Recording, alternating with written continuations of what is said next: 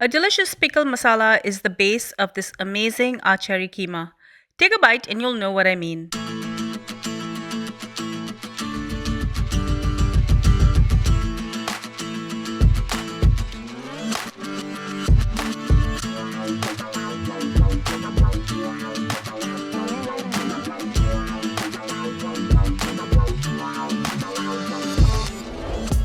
Make the pickle masala by roasting the following until they're aromatic. 100 grams of mustard seeds or rye, 50 grams of fenugreek seeds or methi, 2 tablespoons of fennel seeds aka saunf, 1 tablespoon of nigella seeds also called kalonji, 1 tablespoon of carom seeds or ajwain, and a quarter cup of curry leaves or curry pata. Saute this well so everything is nice and roasted and aromatic, and then allow it to cool completely. Once cool, transfer this to a food processor and process it. Add this to a bowl and then add in 50 grams of turmeric powder, 100 grams of red chili powder, 50 grams of salt, a tablespoon of asafoetida or hing, 2 tablespoons of dry ginger powder, 2 tablespoons of raw mango powder, and a tablespoon of sugar. Heat up some mustard oil and add this in a little bit at a time, incorporating into the spice blend. This enhances the flavor and extends the shelf life. Also add in a few drops of the juice of a lime. Mix this well together and remove the lumps using the back of a spoon or your fingers. Allow this to cool and then bottle it or store it in a Ziploc bag in the fridge. You can also freeze it for a long time. Let's make a delicious Achari Kheema.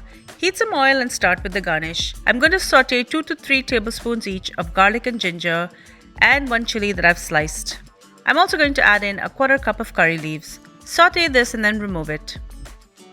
Add 6 to 7 slices of ginger followed by 2 pounds of beef or mutton. Allow this to sear just a little bit to pick up all the flavors in the oil, and then add in salt and 3 cups of water and allow it to come to the boil. Cover this and allow the meat to cook. Check in between and separate the mince with the back of a spoon.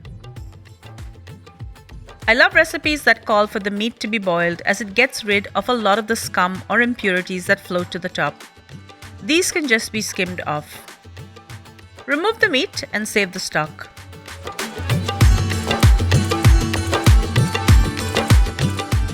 Wipe down the saute pan and add half a cup of oil. This is a quarter cup of mustard oil which I've mixed together with a quarter cup of regular oil. Add a quarter cup of green chilies that have been slit, and I pureed about 1 onion. This yielded about a cup of onion puree. I've strained this to separate the onion juice, which I will add in later. First add in the onion puree and saute. Next add in 2 tablespoons of ginger and garlic paste. Saute this again. We want to cook off the raw onion, ginger and garlic taste. Now add in a quarter cup of curry leaves and saute again. Now I'm going to add the star of the show, which is the pickle masala that I made earlier. I'm going to add in 8 tablespoons of this pickle masala.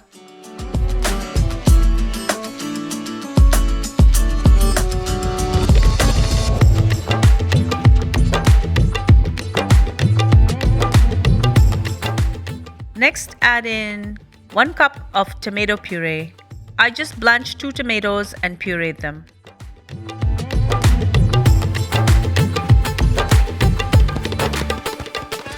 It's time to add in some of the reserved onion juice. I managed to reserve about 3 tablespoons. You may have more or less, it doesn't matter. Mix it in and allow it to cook. Add salt to taste and some crushed pepper. And start to transfer all of the cooked meat back into the pan. Mix the meat together with the masala. Now ladle in some of the stock a little bit at a time. I will use about 2 cups in total.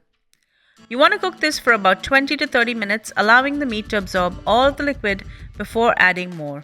As you're cooking this, break the lumps with the back of your spoon. Add in half a cup of chopped coriander.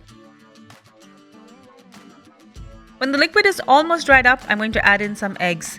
I have 6 boiled egg halves here. I'm going to make a well in the center and I'm going to add in a little oil. I like to add each of the egg halves into egg white just to secure them, and then I will add them flat side down. Add a little bit of keema on the top just to intensify the flavor, and add all of the reserved garnish. Now let's take a look at the eggs. Flip them over. Perfect.